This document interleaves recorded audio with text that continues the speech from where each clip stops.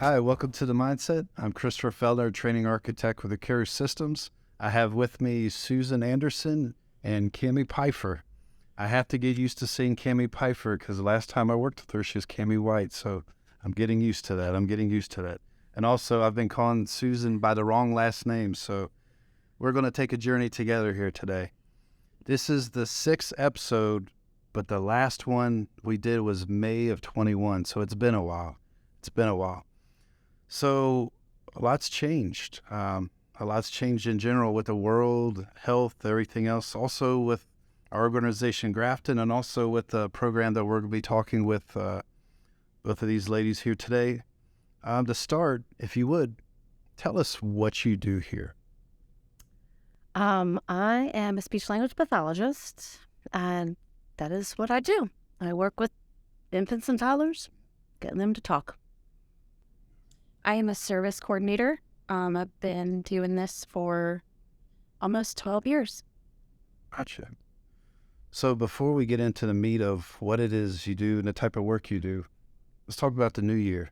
You got any resolutions? I do not. Legal ones? I do not. You do not have any legal? No, I have goals. I have not. I have goals. I typically do not make resolutions, but I have goals. But I always have goals. I keep goals close. But yeah, I have goals that I'm working towards, but I don't think any resolutions. Or maybe resolutions and goals are the same thing. I don't know, but Goals is a better term, you know? I just want to be a better me, mentally, physically, emotionally.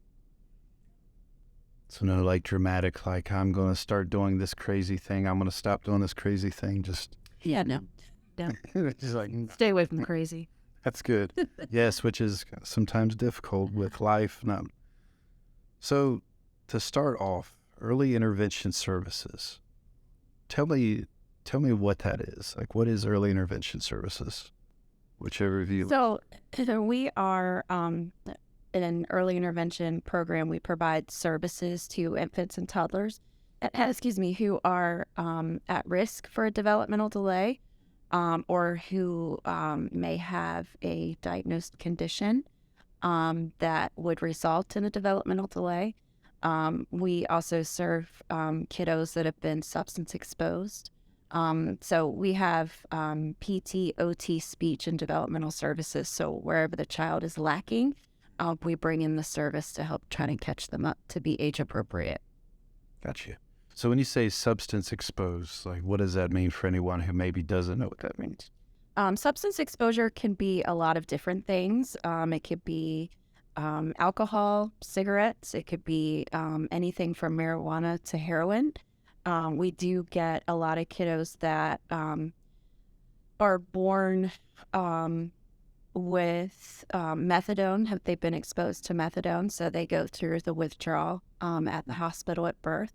It's typically a 5-day hospital stay where they receive medications to help withdraw them from the medication that the substances that they've been exposed to. Gotcha. So Susan, your role as a speech language pathologist. So tell us a little bit about the type of work that you do within this program. Ooh, I do a lot. So one of the things that I do, or that we do, is assessments. So when a child comes into our program, we get referrals. We have assessment teams that do assessments to find out where the child is at, where they're at. And so I partner with another provider, usually an occupational therapist, and we do assessments twice a week. We work with, we go to two different assessments during the week. And then we look at all areas of development. We split it up. She does part of it, I do part of it. So I'm looking at social interaction, how kids are interacting, or babies, because we birth to 3. Early intervention is birth to 3. So, and we don't know, we have all sorts of different ages coming through. So we have a protocol that we use to figure out where they're at, what their parents' concerns are. And so I look at areas of social development and how kids are interacting. I look at cognitive development and how they're kind of figuring things out. I look at how they're understanding language and how they're expressing themselves. And then the occupational therapist does their parts where they're looking at feeding and They look at gross motor development and self-help and things like that. So that's the first thing I do is assessments. And then once a child is found to be needing of speech therapy, that they're having issues with communication, with understanding language, social skills. I deal with, children with autism or any children who have any kind of issues with interactions. And if they're found to need speech therapy, I would be stepping in, and then I provide services for the family. And they can look, it depends on what the child's needs are. It's very specific, very individualized, and we just work with whatever they need to work on. Work with the parents, work with the children. It's a coaching model. So I work with the family, the parents, and I teach them strategies to work on. So we work together. If the problem is with learning words, we will work on that, and we'll work on strategies together, and we'll rehearse those strategies together so that when I step away, they can take over and practice. And then we meet again, and we do the whole thing over again. So at what point do services tend to end? At request, achievement of goals? Like, how does that typically play out? All of them. Well, they can be aging out is one of them, age of 3. So the child, they cannot work with us beyond age 3, state laws. So before the age of 3, if they still need services, then we'll help them to transition. That's Cammy's job, to help them transition. But I will work with them if they need it up to age 3. I've had some families that have said, after a few months, hey, I've got this, we're doing good, we're making progress, we're okay, and then we can discharge them. We could work for a year, and then before the child turns 3, maybe 6 months before the child turns 3, they're doing great and they've caught up, and we can be done. Some families end up deciding to go with private practice. And they'll say, okay, we're ready to move on to private practice, which looks very different than what we do. In the home versus in a clinic is completely different. So, but it depends on what's, but usually it's when their goals are met or they turn 3. So I'm curious, because so much has changed with COVID, right? I know for us, we went several months, about 9 months without doing any in-person training, just because everything was just shut down. And of course, schools, the way that they had to adapt, and universities and everything else. So in this time of COVID and trying to bounce back, but now the COVID's sort of coming back and everything else going on, how has that affected the work that y'all do and how you provide services? We became I can't even tell you how incredible the providers were when it came to adapting to virtual services. Mine were when I had to meet with the family virtually, it wasn't that big of a deal because it's a conversation. But the providers, they started learning different ways to treat virtually, and they were incredible. It was hard. It was really hard. And I don't think we really realized how hard it was until we came back. And it was like, we missed being around people. We missed being with the children. We missed that interaction, that one-on-one interaction with the child. And, but it was difficult. And I can't remember how long were we virtual. It was a long time. It felt like a year and a half. I think it was, yeah. There was from March of 2020 until I think in September we were allowed to go to have outside visits. Charlene said we were allowed to go outside. As long as we were outside, we couldn't be inside the house.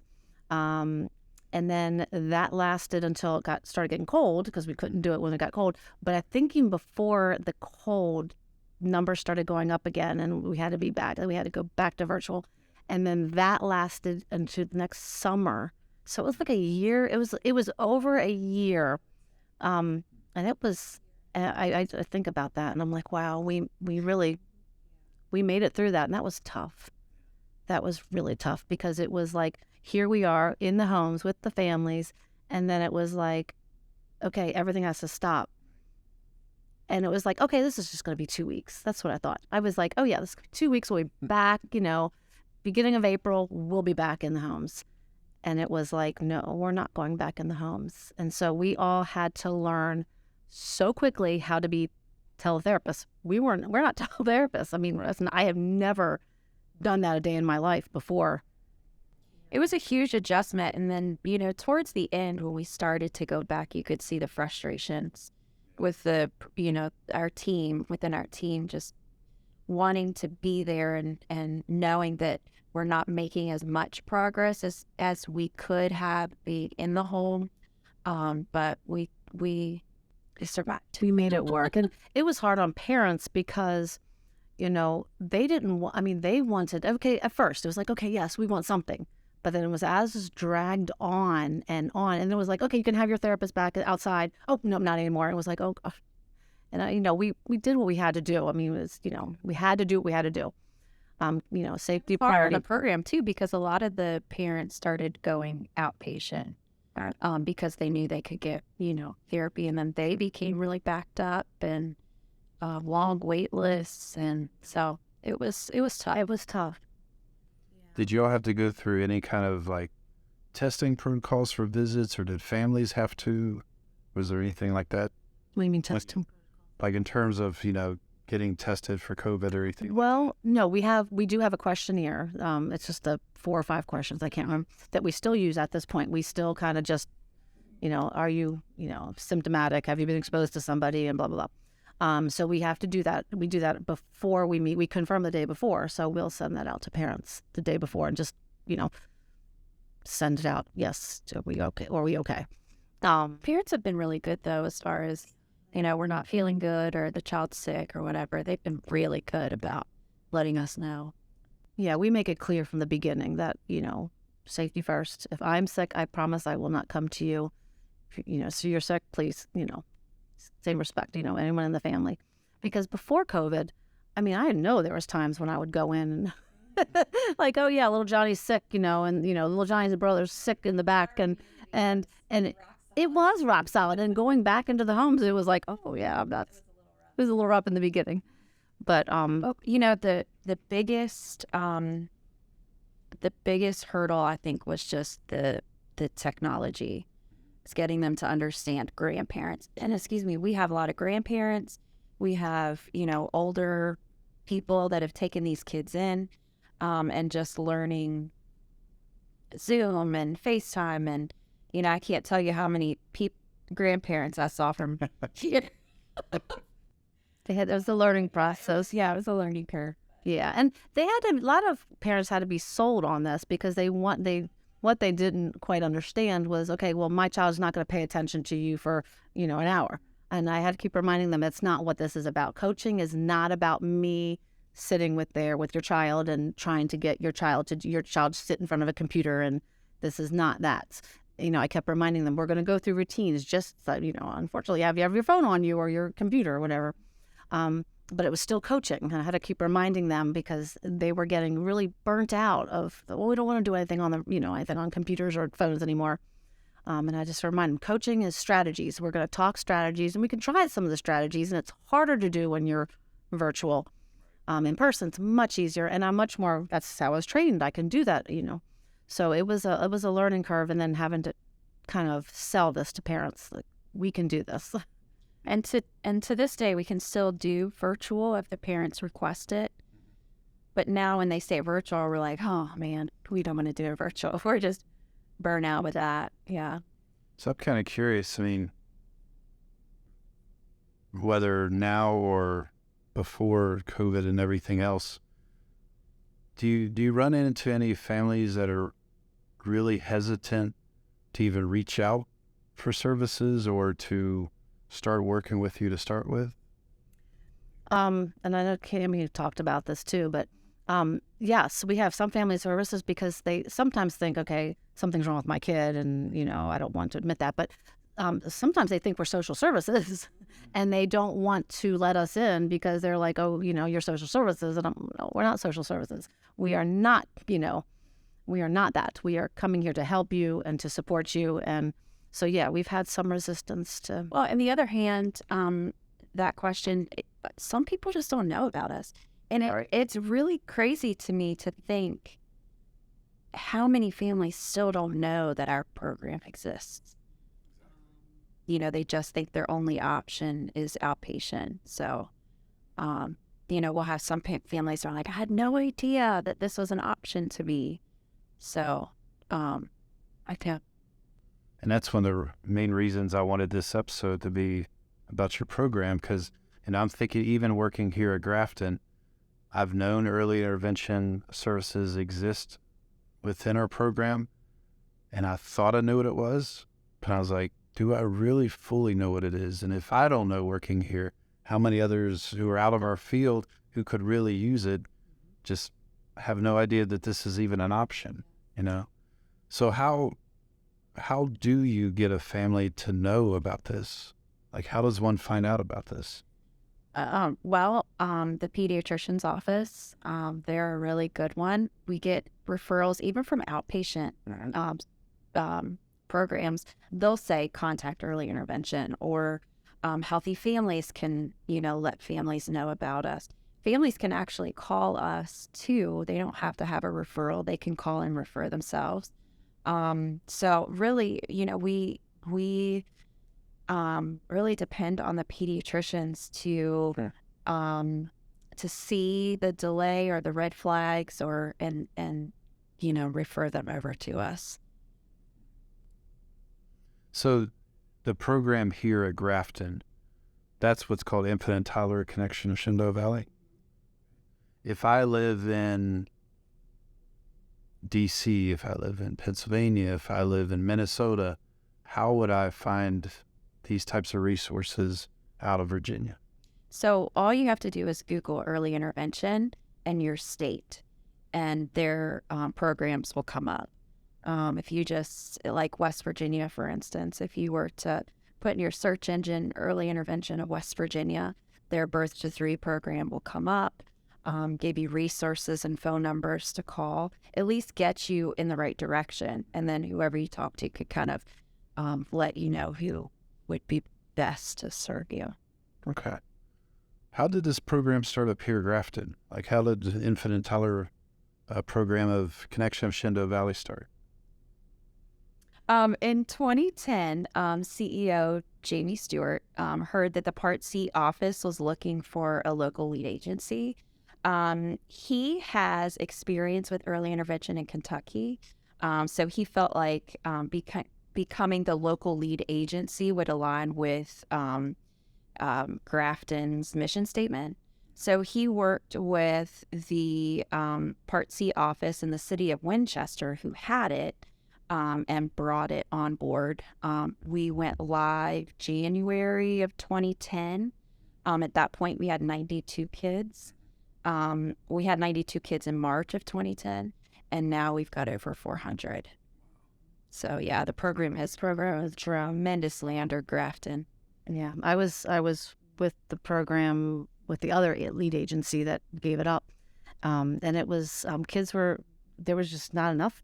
There was not enough support. There was not enough. It was amazing that Grafton took us over, because we have grown and we are finding kids. We're getting them help. We are very busy, and it's wonderful. And yeah, you think about those 92 kids that we were having. It's not that there's more. We're just identifying. Now they're coming. So yeah, it's really great. So how did you two personally get involved in providing these services? Like, what was your path from here? Were you already in this field? I've been a speech therapist for almost 28 years. But when I moved to Front Royal 17 or 18 years ago, I had just had a baby, and I was getting ready to go back into work, and I had gotten a little flyer in the mail saying, looking for a speech therapist for early intervention.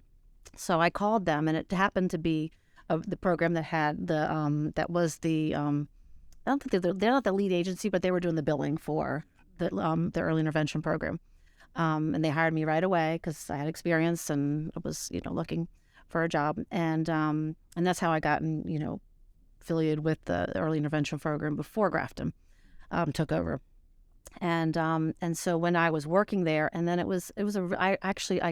remember hearing about this going, okay, I'm going to lose my job because there was nobody to take over. The lead agency that had the program was giving it up. It wasn't a moneymaker, I guess, or whatever reasons they were giving it up. And I was like, okay, I'm going to be without a job now. So, and then Grafton kind of came in, and, I was like, okay, I have a job now. So, and because I'd been working in the field, I had kids on a caseload, and I got thinking, oh, I'm going to have to like say goodbye to these kids now because I haven't, I don't know what we're going to do. But it didn't happen. It was great. I was like very, very grateful.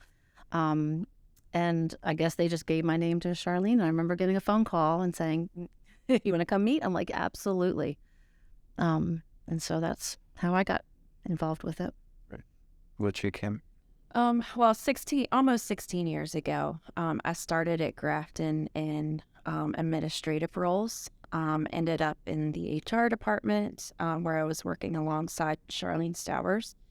I was in the process of getting a college degree. And I guess 2009, almost 2010, Charlene was hired as the local program manager for the program. And she always said she wanted me to come over and work with her once I obtained my degree. So I graduated from college, and she hired me as a service coordinator, and here I am.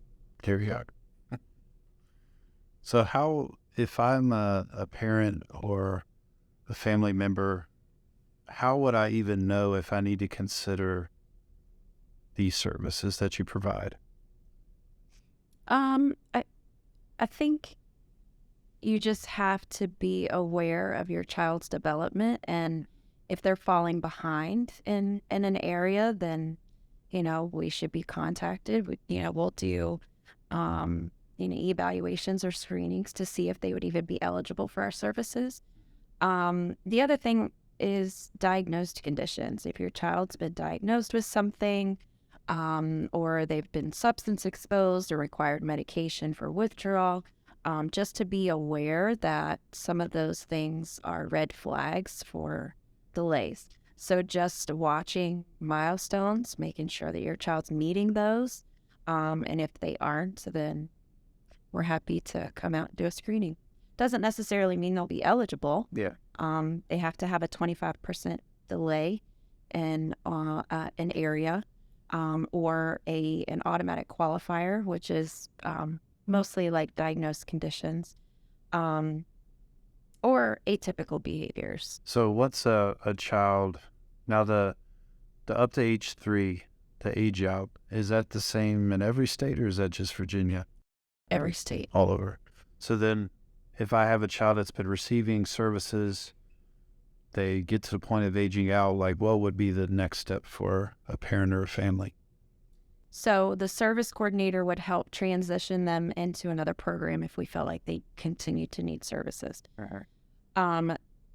You have a couple of options. You could go outpatient, or we can help transition you into the Part B program, which is in the school system. And they, of course, have to do all of their own evaluations to see if a child's eligible for their services. They may or may not be eligible for their program, but they have that option as a family, whether they want to be evaluated through the school system. Okay. So a big piece of our field at large is not only the services, but also the difficulty that comes even with the work that we enjoy doing with the folks that we serve. What are some things that you two like to do for just kind of decompress, self-care type of things while working in a highly stressful field, honestly, that's legal?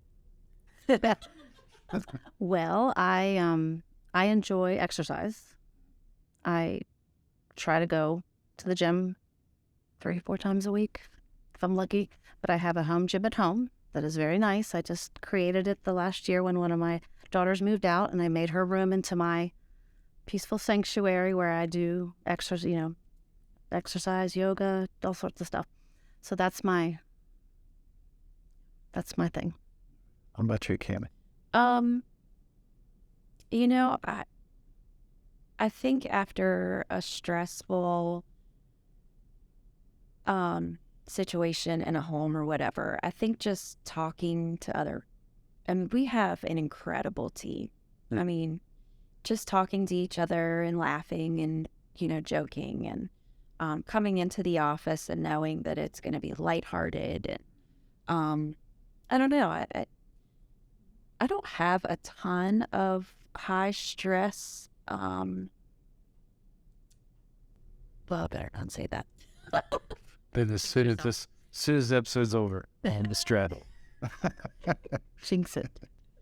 But yeah, I think just talking to my coworkers and just talking through things, and they're the best. We are a great team. We are all of us can text each other, call each other. We're on the road a lot, so we'll connect with. It's actually, yeah, it's hard. Even when we're together outside of work, it's hard not to talk about work. I mean, we all really love what we do. Okay. Yeah, we do talk a lot with each other. Texting back and forth, stressed about something, calling each other, venting through, or celebrating. We celebrate our stuff. We share lots of kids together. The service coordinators. I work with OTs and developmental specialists and PTs, and when something good happens, we want to celebrate it, and we reach out to each other, and so we really we have a very good team, and we're very blessed to have the team that we have, because we're very close and we're pretty good at what we do. So if a parent or family is watching this right now and they have some reluctance, they're not sure, they're not comfortable with reaching out for this type of service, what would you say to them? Just let me come in. Just let me come in. I've always said, people can be really nasty to me on the phone and they'll still let me come in. But once I'm there and they see that I'm laid back, I'm not here to judge you for anything that you've done. Your child is our main focus. They really soften up, and I just think, just let me come in. When did that let Cammy in? Yeah. You'll be happy, because that's the thing, is they, especially the substance exposed, that's what my population that I serve is, substance exposed. And they automatically think we're with social services, or we're there to take their child away or whatever. And then when I come in and they see that I'm just like you, we're, laid back, I'm very sympathetic to their situations, and yeah, I have a lot of families that are because the population I work with, a lot of the kids I work with, they have high skills in everything. They're social, they understand everything, they're just not talking.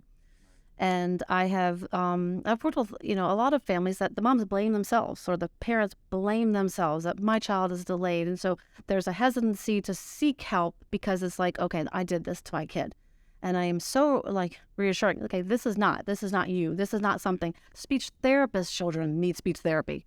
It happens. It's not because of anything you've done. It's not because of anything you haven't done or did do or failed to do. It's none of that. And once, I always tell parents, just, it's not you, it's, we're working together. They calm down, and they're, less resistance to things. But, that's been one of my challenges is, okay, there's nothing wrong with my kid. He understands everything. He's just not talking. And well, when you get to be 2 or 2.5 and your child's not talking, you're going to have more behaviors. You're going to have a frustrated child because he understands everything. Understands a lot but can't express it, so you start seeing behaviors, and usually when it gets to that point, then parents are like, okay, I need help. But it happens, and it's nobody's fault, and there's strategies we can do to make this better, and then once they see that, then it's a game changer. But there is some reluctance to seek help, And they let Cammy in. then they let Cammy in, and then that is Well, and some of the parents, moms, especially, will shed tears. And, it's really nice to be able to say, you know what, you're doing a really good job. You're doing a really good job, but we can help you with different strategies in order to help your child progress in one way or another. What all areas does the program here cover? Like County-wise, so we've got Clark County, Frederick County, Winchester City. We've got Warren County, Shenandoah County, Page County. Yep. Okay. So we go from Berryville all the way to the town of Shenandoah. Actually, the line where Shenandoah meets Elkton, was that right? Rockingham. Yeah. So we serve, And then we go up to Linden and Bentonville and Bluemont, Shawneeland. We drive a lot. We drive a lot. Nice winter trips. Yeah. Yeah. Up through the mountain. Up through the mountains. Yeah, we've got a lot of funny stories. We do. Well, almost hit a bear on time.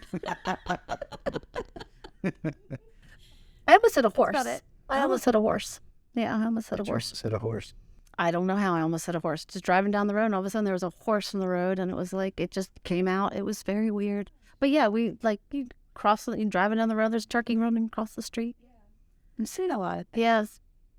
It's crazy. I mean, one of our other providers, she was driving down the road, bump, bump, bump, bump, bump, bump, bump, and part of her lost part of her bumper from just the all the bumps. So yeah, it can be bumpy.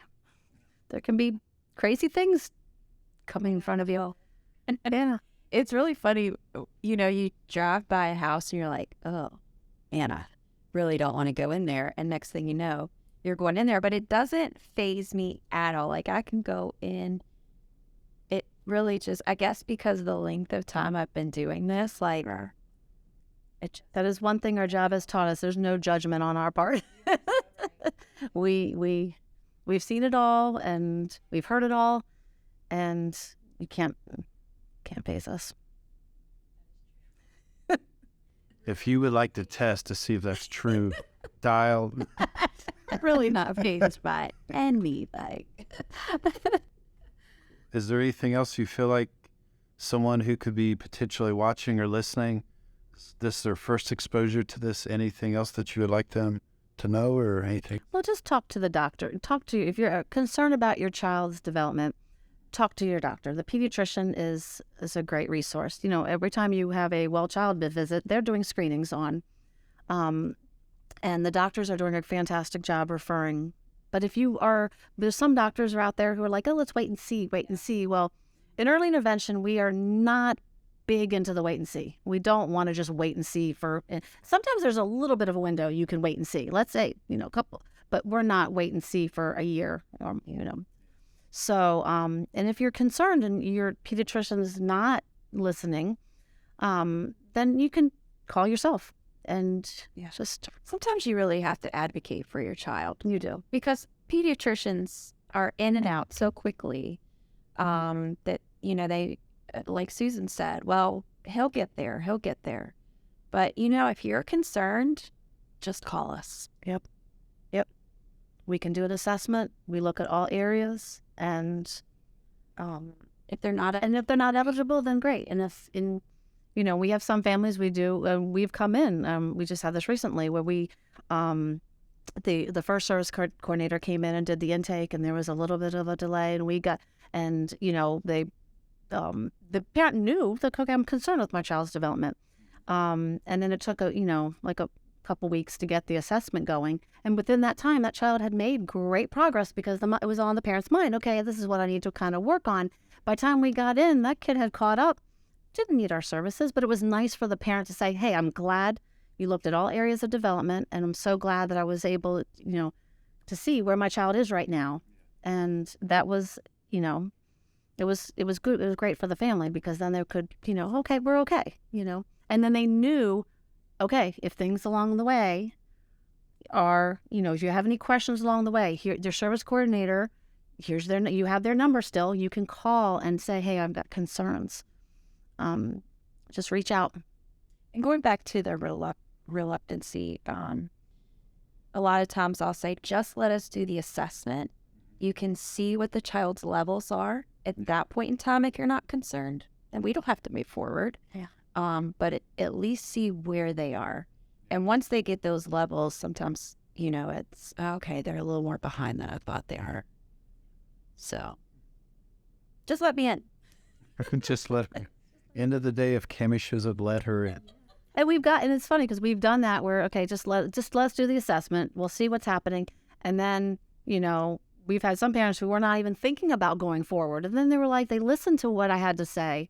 If the speech was their concern and heard what I had to say, then it was like, okay, well, maybe we'll take a little bit of, speech therapy. And, we end up, having a nice relationship for a year together to get the child caught up. And it just takes them just to open up their door.